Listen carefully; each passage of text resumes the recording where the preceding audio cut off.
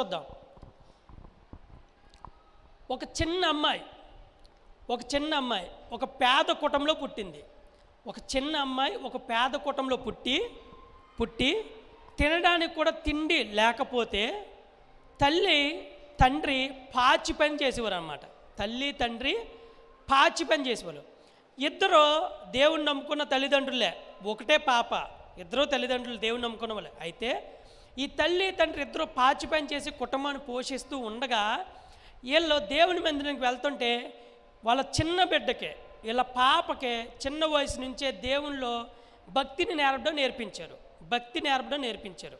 అయితే పూర్వకాలంలో ఇప్పుడు మన చేతుల్లో బైబిల్ ఉన్నట్టు అప్పుడు అందరి చేతుల్లో బైబిల్స్ లేవు. బైబిల్ ఉందంటే కోటీశ్వర్లు లేదా లక్షాధికారుల చేతుల్లో ఉండేది. అంటే ఉన్నతమైన వాళ్ళు, బాగా చదువుకున్న వాళ్ళు, జ్ఞానం ఉన్న వాళ్ళ చేతుల్లోనే ఉండేది.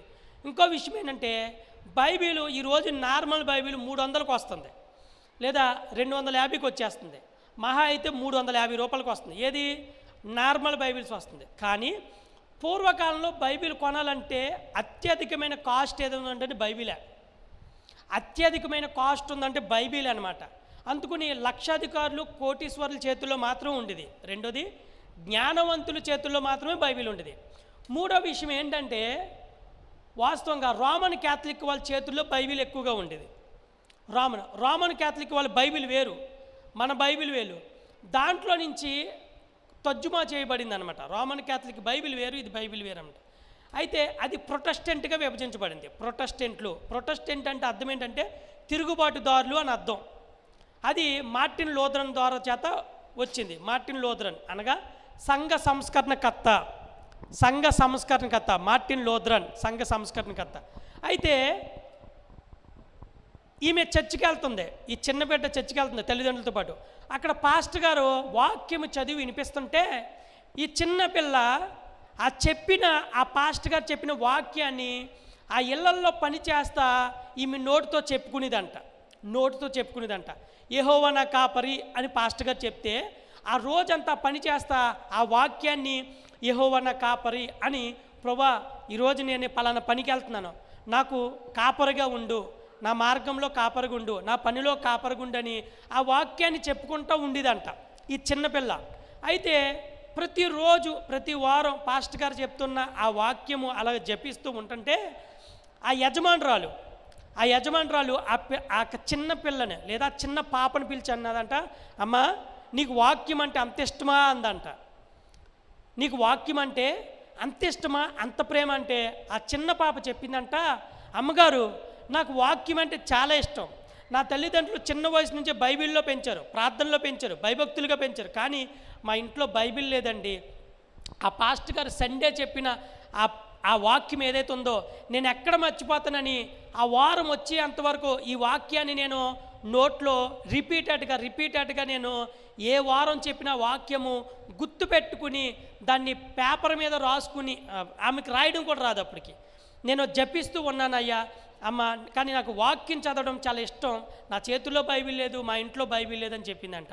అప్పుడు ఆ యజమానురాలు అందంట, నీకు వాక్యం అంత ఇష్టమైతే ఆ వాక్యము ఓ రోజు దేవుడు నీకు అందిస్తాడో, బాధపడకు అని చెప్పి ఆమెని బలపరిచిందంట. అయితే ఆ ఇంట్లో ఒకరోజు పని చేసుకుంటుంటే వాళ్ళ తల్లి అందంట, అమ్మా నీకు వాక్యం అంటే చాలా ఇష్టమంట కదా, నీ ఇంట్లో పనిచేస్తున్న యజమానురాలు నీ గురించి చెప్పింది, నువ్వు ఏ పని చేస్తున్నా పాస్టర్గా చెప్పిన వాక్యాన్ని జపం చేస్తున్నావంట కదా, చెప్పుతున్నావంట కదా అంటే అవునమ్మా అందంట. అప్పుడు ఈ పాప ఇలా తల్లి దగ్గరకు వచ్చి అందంట, అమ్మ పడుకుని ముందు చెప్పిందంట, అమ్మ నాకు ఒక బైబిల్ కొనిస్తావా అందంట. ఈ పాప ఎవరిని, వాళ్ళ తల్లిని, నాకు బైబిల్ కొనిస్తావంటే ఈ మాట తండ్రి అన్నాడు.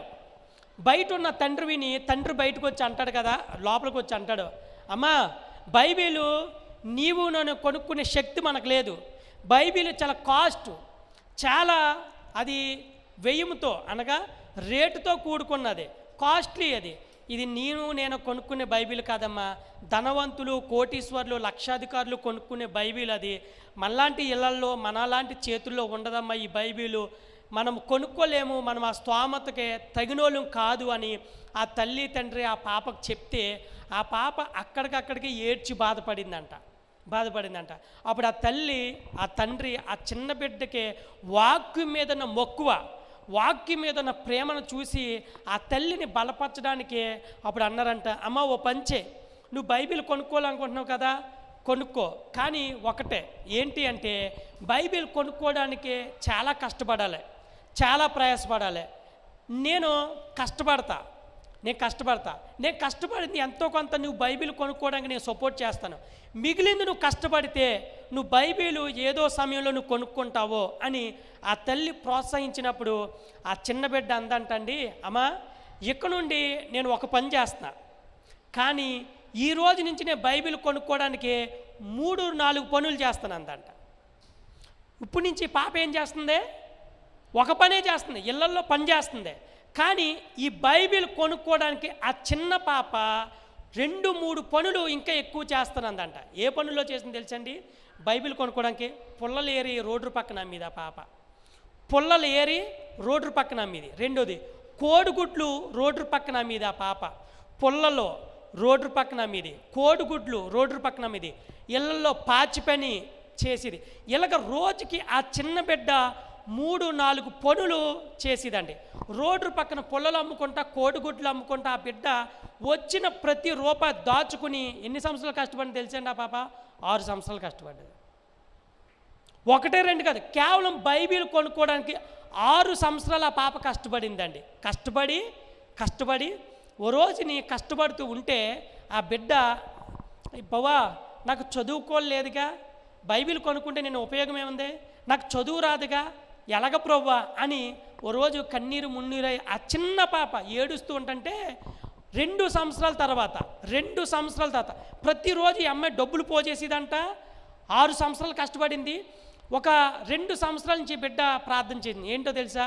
నాకు చదువు లేదు ప్రవ్వా, బైబిల్ ఇచ్చినా నేను చదువుకోలేను, నేను ఎలాగ ప్రభు అంటే 2 సంవత్సరాలు ఆ బిడ్డ ప్రార్థన చేయగా ఓ రోజుని ఆ ఊరిలో ఒక శుభవార్త వినపడింది. ఏంటో తెలుసా? ఫలానా ఒక మిషనరీ మన గ్రామం వచ్చాడు, ఆ గ్రామంలో చిన్న పిల్లలందరికీ చదువు చెప్పుతున్నాడు అని మాట వినపడిందంట ఈ చిన్న బిడ్డకి.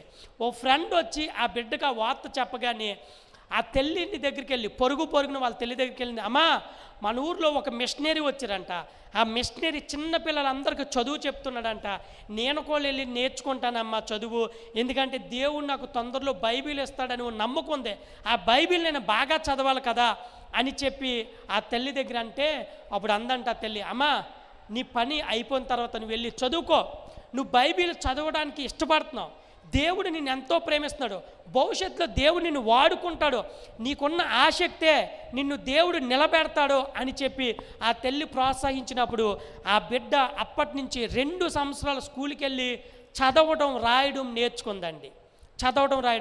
నేర్చుకున్న తర్వాత ఆ బిడ్డకి అలాగ 6 సంవత్సరాలు కష్టపడింది. కోడిగుడ్లు పుల్లలో అమ్ముతా ఇంట్లో పాచి పని చేత కష్టపడి ఓ రోజుని పలానా చోట బైబిల్ అమ్ముతున్నారు అని ఆ బిడ్డకు తెలిసింది.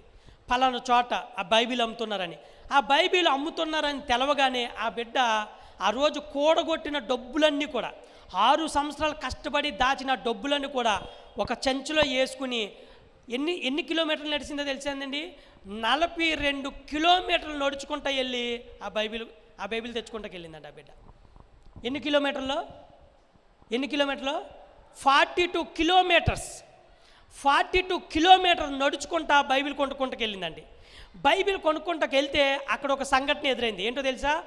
అయ్యా నేను బైబిల్ కొనుక్కుంటాకి 42 కిలోమీటర్ల నుంచి నడిచొచ్చా, నాకు బైబిల్ ఉంటే ఇవ్వండి, నా దగ్గర డబ్బులు ఉన్నాయి, బైబిల్ రేట్ ఎంతో చెప్పండి అని చెప్తే ఆ సేవకుడు ఏమన్నా తెలుసా? అమ్మా నా దగ్గర 3 బైబిల్ ఉన్నాయి, బట్ ఈ 3 బైబిల్ అమ్ముడైపోయి మరలా ఎంతకాలం పడుతుందో నాకు తెలియదు బైబిళ్ళు నా దగ్గరకు వస్తాకే, ఈ బైబిల్ నేను ఇవ్వలేను, ఇవి ఆల్రెడీ వేరే వాళ్ళు కొనుక్కున్నారో, నన్ను క్షమించు, సారీ అని చెప్పాడంట ఆ పాస్టర్ గారు.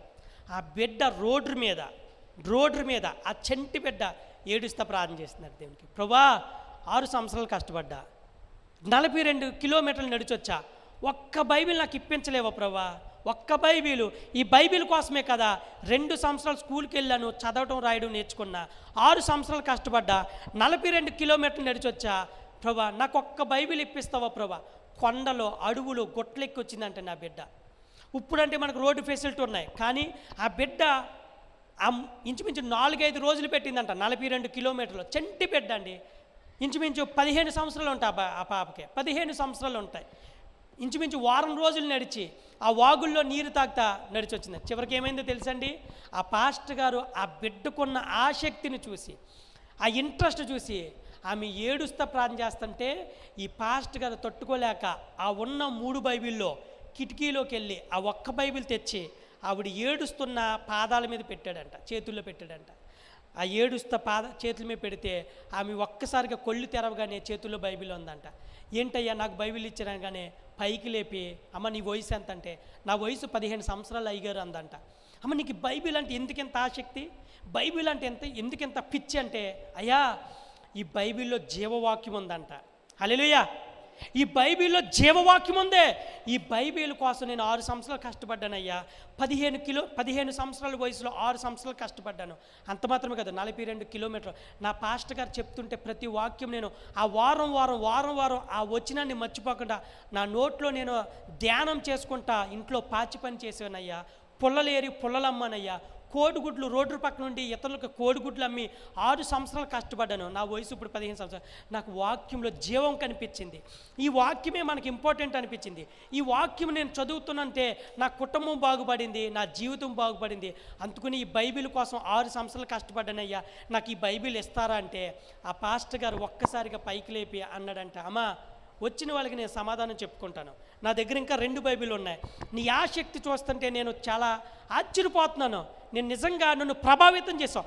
15 సంవత్సరాల పాప నువ్వు వాక్యం కోసం ఎంత పిచ్చకపోయి ఉన్నావా, దేవుని వాక్యం అంటే ఎంత విలువ నీకు తెలిసిందని చెప్పి నేనే తట్టుకోలేకపోతున్నామ్మా. దేవుడు నాతో మాట్లాడుతున్నాడు, ఈ బైబిల్ నువ్వు పట్టుకుని వెళ్ళు అని ఆ పాప దగ్గర డబ్బులు తీసుకున్నాడంట. ఆ బైబిల్ ఆ పాపకి ఇచ్చాడు. ఈయన లోపలికి వచ్చాడు, ఏడుస్తా ప్రార్థన చేశాడంట. ప్రార్థన చేసి ఇంగ్లాండ్ దేశం వెళ్ళాడు. వెంటనే ఆయన పేరేంటో తెలుసండి, చార్లెస్ గారు ఆయన పేరు. ఈ పాప పేరేంటో తెలుసా, మేరీ జోన్స్. రాసుకోండి, ఈ పాప పేరేంటండి, మేరీ జోన్స్. ఈ పాప మేరీ జోన్స్ అండి. 15 సంవత్సరాల పాప ఈ మేరీ జోన్స్ బైబిల్ కోసం పరితపించి కష్టపడిందండి. ఈ మేరీ జోన్స్ ఎన్ని సంవత్సరాలు తెలుసా, 6 సంవత్సరాలు. ఎన్ని కిలోమీటర్లు నడిచింది తెలుసా, 42 కిలోమీటర్లు నడిచింది మేరీ జోన్స్. 15 సంవత్సరాల పాప వాక్యం కోసం విపరీతంగా పరితపించింది. ఇప్పుడు ఈ చార్లెస్ గారు వెంటనే ఇంగ్లాండ్ దేశం వెళ్ళి సువార్త మీటింగ్లో ఈ సాక్ష్యం చెప్పారంట. సువార్త మీటింగ్లో ఆ ఇంగ్లాండ్లో ఉన్న ఎడ్వర్డ్ గారిని, కోటీశ్వరుడు, ఆయన బైబిల్ మీద ఎంతో ఆసక్తిపరుడు, ఒక మంచి వ్యక్తి అన్నమాట ఎడ్వర్డ్ గారు. ఆయనకి వెళ్ళి ఈ చార్లెస్ గారు ఎడ్వర్డ్ గారి దగ్గరికి వెళ్ళి అన్నారంట, అయ్యా ఎడ్వర్డ్ గారు, 15 సంవత్సరాల పాప వాక్యం కొరకు పరితపించిందండి. బైబిల్ కావాలని నా కోసము నడిచి 42 కిలోమీటర్లు నడిచి వచ్చి 6 సంవత్సరాలు కష్టపడింది మేరీ జోన్స్ అనే పాప. ఈ బైబిల్ని మనం ఏ విధంగా అయినా తర్జుమా చెయ్యాలి. మేరీ జోన్స్ అనే పాప 15 సంవత్సరాల పాప 42 కిలోమీటర్లు నడిచొచ్చి 6 సంవత్సరాలు కష్టపడిందని చార్లెస్ గారు ఇంగ్లాండ్ దేశం వెళ్ళి ఎడ్వర్డ్ గారిని కలిసి ఇంగ్లాండ్లో మీటింగ్ జరుగుతుంటే ఈ మేరీ జోన్స్ బైబిల్ కోసము ఎంత 42 సంవత్సరాలు 42 కిలోమీటర్లు ఎలా నడిచొచ్చి 6 సంవత్సరాలు కష్టపడిందో ఇంగ్లాండ్ దేశంలో ఒక సాక్ష్యం చెప్పినప్పుడంట ఎడ్వర్డ్ గారు ముందుకొచ్చి చార్లెస్ గారు ఎడ్వర్డ్ గారు కలిసి మొట్టమొదటిగా ది బైబిల్ బుక్ అని స్థాపించారండి. ఒకసారి దేవుని స్తోత్రం చెప్తారా, హల్లెలూయా.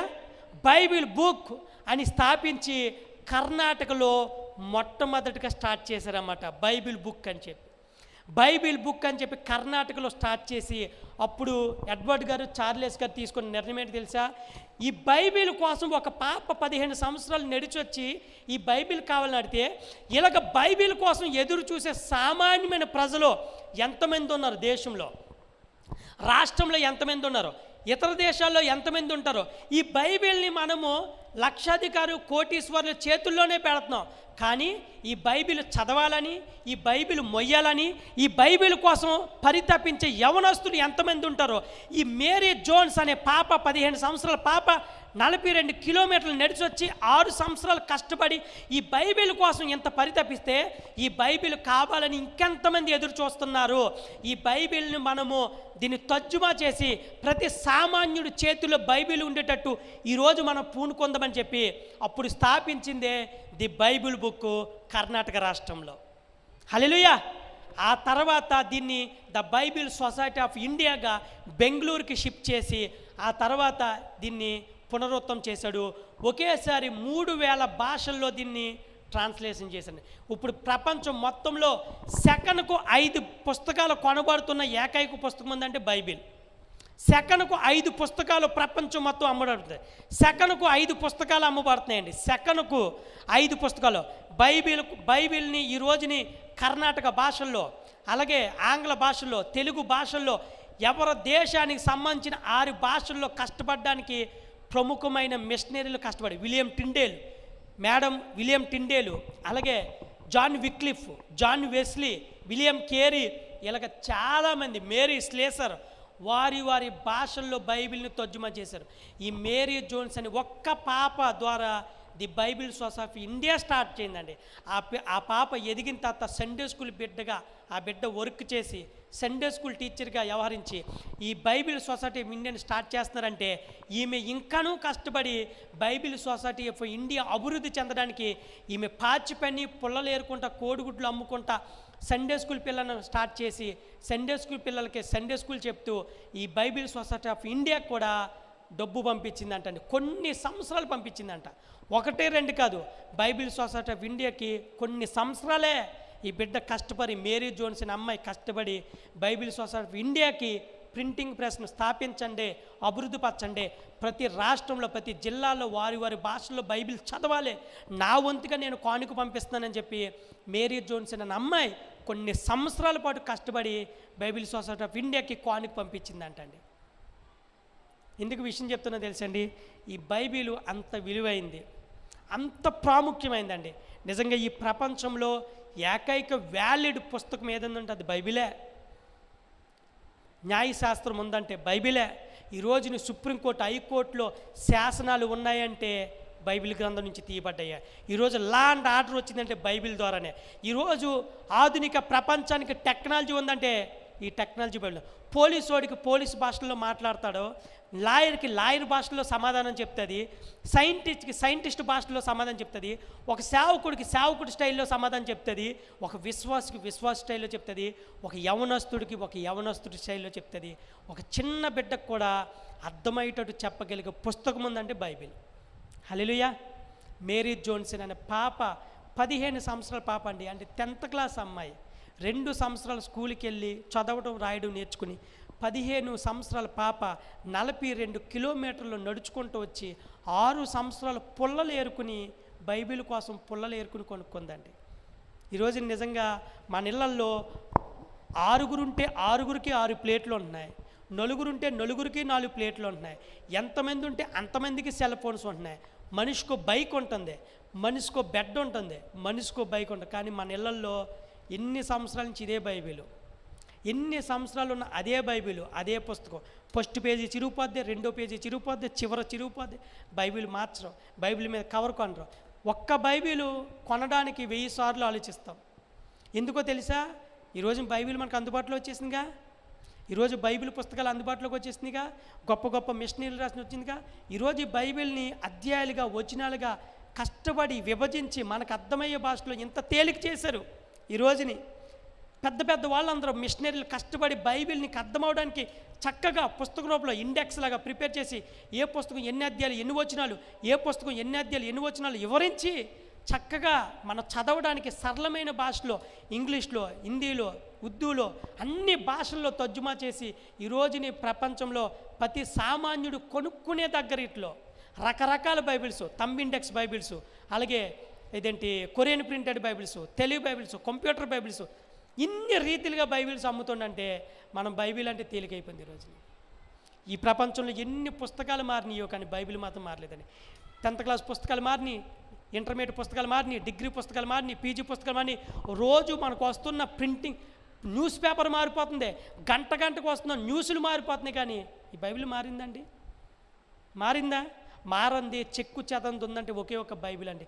15 సంవత్సరాల పాప చేత స్థాపించబడిందండి the Bible Society of India. ఒక అమ్మాయి చేత స్థాపించబడింది బైబిల్ సొసైటీ ఆఫ్ ఇండియా. ఎంత ప్రభావితం చేయగలిగింది ఆమె సాక్ష్యం. ఈరోజుని మేరీ జోన్స్, ఆ పాప పేరే మేరీ జోన్స్ అనే ఓ పాప ద్వారా ఈరోజు ప్రపంచానికి బైబిల్ మన చేతిలోకి వచ్చింది. ఒక చిన్న పాప ఆసక్తి ఈరోజు పరిశుద్ధ గ్రంథాన్ని మన చేతుల్లో దేవుడు పెట్టాడండి. ఒకటి చెప్తున్న ప్రియులరా, ఈ గ్రంథం మొయ్యడం ఆశీర్వాదం అండి. ఈ గ్రంథాన్ని మొయ్యడమే ఆశీర్వాదం. ఈ బైబిల్ని చదవడమే ఆశీర్వాదం, తెరవడమే ఆశీర్వాదం. ఈ బైబిల్ని నువ్వు పట్టుకుంటే టచ్ చేస్తే చాలు నీకు ఆశీర్వాదమే. ఈ బైబిల్ని కాల్చేసే వాళ్ళు చాలామంది ఉన్నారు. కాల్చేసిన ప్రతి ఒక్కరి జీవితాన్ని కాల్చేసింది ఈ బైబిల్. కాల్చేద్దాం అనుకున్న ప్రతి ఒక్కరి బైబిల్ కాల్చేసింది వాళ్ళ జీవితాన్ని.